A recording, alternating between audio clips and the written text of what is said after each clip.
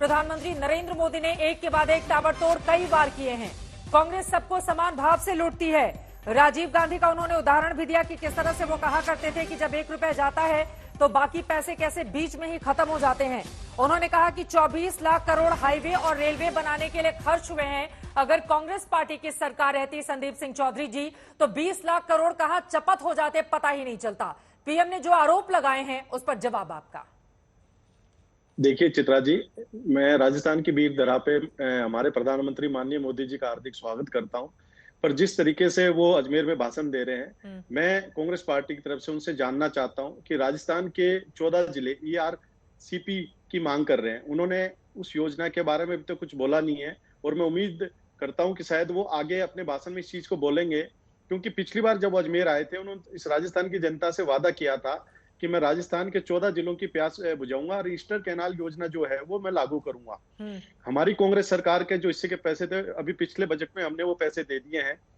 दूसरा मैं कहना चाहूंगा कि मोदी जी ने बात की भ्रष्टाचार की। अभी 15 दिन पहले ही कर्नाटक के अंदर इनकी भारतीय जनता पार्टी की सरकार की विदाई भ्रष्टाचार पे हुई है कि 40% की भ्रष्टाचार की इनकी सरकार पूरे देश को पता थी, पूरे कर्नाटका को पता थी। तो भ्रष्टाचार की बातें मोदी जी के मुंह से अच्छी नहीं लगते हैं।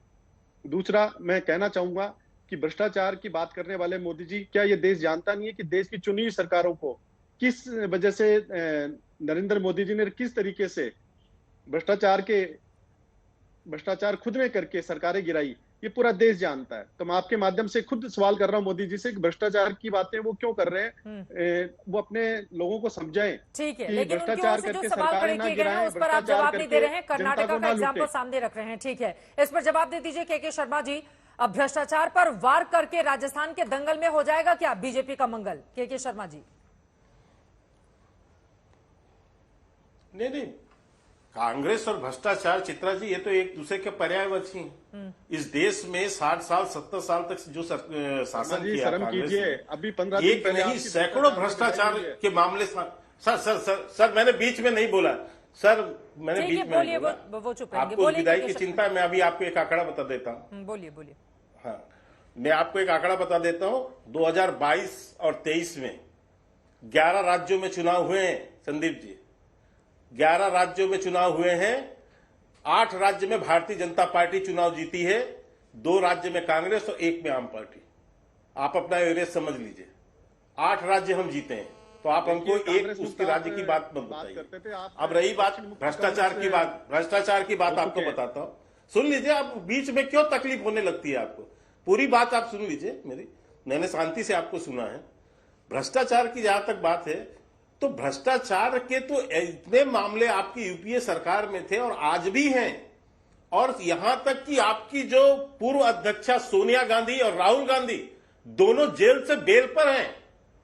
ये भ्रष्टाचार के मामले में जेल से बेल पर है। देखिए, ये आप बिल्कुल तो आप पहले ये अपने देखिए, और ये हालात ही आपके सुन लीजिए। मिथ्या आरोप नहीं है साहब, कोर्ट से बेल हो गए होते। एक करके अपनी बात रखेंगे। बड़ा सवाल यह है कि भ्रष्टाचार एक बड़ा मुद्दा बनेगा राजस्थान में, क्योंकि 40% कमीशन के आरोप लगाकर कर्नाटका में कांग्रेस पार्टी जीत हासिल करती है। क्या वही दावा उल्टा यहाँ पर बीजेपी चलना चाहती है? एक सेकंड सर, उसको बोलने नहीं दीजिए। संदीप जी, बेनीवाल जी भी हमारे साथ हैं, एक बार जल्दी से के शर्मा जी, क्या भ्रष्टाचार का मुद्दा ही जीत दिलाएगा बीजेपी को?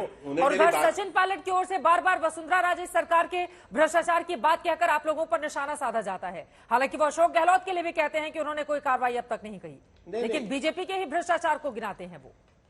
नहीं चित्रा जी, यदि भ्रष्टाचार हुआ होता वसुंधरा सरकार में तो 4.5 साल ये क्या कर रहे थे?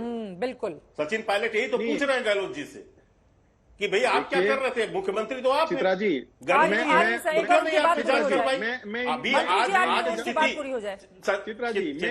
एक कैसे व्यक्ति है कि 4 साल से ये मंत्री है, मैं सम्मान करता हूँ इनका, कम से कम इनको कहिए डिबेट तो सीखे। चित्रा जी ऐसे कैसे डिबेट हो सकता है? आप मुझे बोलने नहीं दे रही है। संदीप जी, आप एक लाइन में बोलता हूँ, बोलिए के शर्मा। या तो उनका बात सुनना चाहते हैं। ये तो मंत्री है, वो इतनी समझ तो होनी चाहिए मंत्री महोदय। बोलेंगे, बोलिए। मंत्री महोदय जी इतनी समझ तो लेके बैठिए टीवी चैनल में। बोलिए, जितनी झूठ बोलनी है बोलिए। मैं ये बिल्कुल आपको बताना चाहता हूं, भ्रष्टाचार भी मुद्दा होगा, भ्रष्टाचार भी मुद्दा है। और जिस तरह से ये अशोक गहलोत और सचिन पायलट के बीच में सीएम की कुर्सी को लेकर जिस ढंग से वहां पर अंतरकलह हुआ है, जिस ढंग से लड़ाई मची है इनके घर के अंदर, और इनका जो केंद्रीय नेतृत्व कठपुतली बन के रह गया इस पूरे लड़ाई में, इसका हर्जाना जो भोगा है राजस्थान की जनता ने भोगा है। चित्रा जी, ये जिस ढंग से 4.5 साल तक निरंतर आपसी कुर्सी की लड़ाई में और मंत्री आपस में लड़ते रहे, हाँ। सीएम जो है अपने डिप्टी सीएम के ऊपर जो है देशद्रोह का आरोप लगाने चार्ज करता है, उस पर एफआईआर दर्ज करता है। अंदरूनी गुटबाजी संदीप सिंह चौधरी जी मुझे कहीं आश्चर्य है कांग्रेस कि पार्टी किस को ढंग से परेशान तो राजस्थान नहीं की करती जनता चुनाव में। का विकास नहीं बल्कि मुद्दा विनाश तो कर दिया बड़ा है, आपने। सीएम को विधायकों पर चित्रा जी, भरोसा नहीं, एक घर में विधायक को दो सीएम बर्तन पर होते हैं तो भरोसा वो नहीं, बर्तन पूर्व खड़कते डिप्टी हैं। सीएम को कटघरे में खड़ा करते हैं। देखिए चित्रा जी, हर घर में जो बर्तन होते हैं वो आपस में कई बार बच जाते हैं, पर ज्यादा उसका बचने मतलब पर ये सब नहीं होता विरोधी कि दल फायदे में उनमें हो टूट जाते है। हैं। दूसरा, मैं ये कहना चाहता हूं कि मैंने इनके मुंह से अभी आपके सामने जवाब सुना कि 4 साल से हमारी सरकार कार्रवाई क्यों नहीं हुई वसुंधरा जी के भ्रष्टाचार के खिलाफ। उसका मैं जवाब दूंगा, पर मैं इनसे पूछना चाहता हूं कि 9 साल से केंद्र में आपकी सरकार है, आप लोगों ने क्या कार्रवाई की? सिर्फ झूठे आरोप लगाने के लिए के अलावा आप लोगों ने कोई काम नहीं किया।